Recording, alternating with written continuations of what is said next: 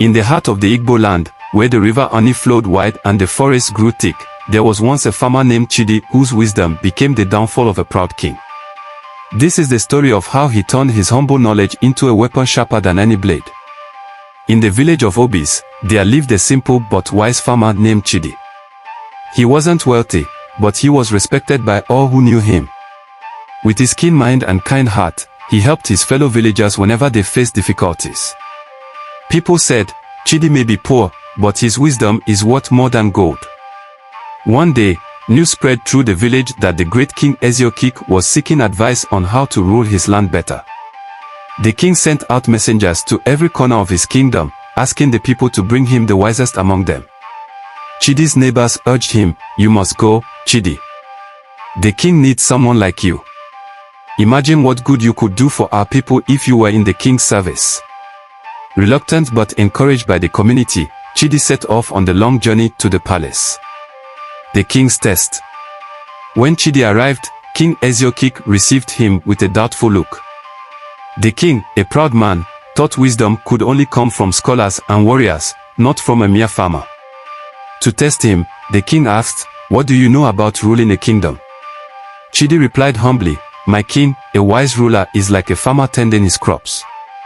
Just as a farmer watches each plant carefully, you must watch over each person. If you water only one part of your land, the others will dry. And if you punish those who do not deserve it, your own kingdom will turn against you." King Eziokik was intrigued by Chidi's words, though his pride prevented him from admitting it.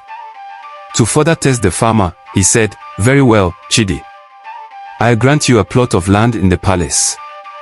Cultivate it well, and we shall see if your wisdom is as valuable as people say." The deception.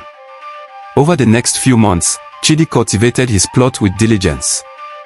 The land flourished under his care, yielding the most abundant harvest the palace had ever seen. But some of the king's advisors grew jealous of Chidi's success. They whispered lies to the king, saying, "Chidi is plotting to win the people's favor and take the throne for himself."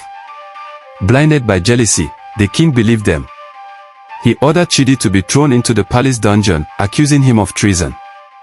The farmer's heart sank, but he remained calm, knowing he had done nothing wrong.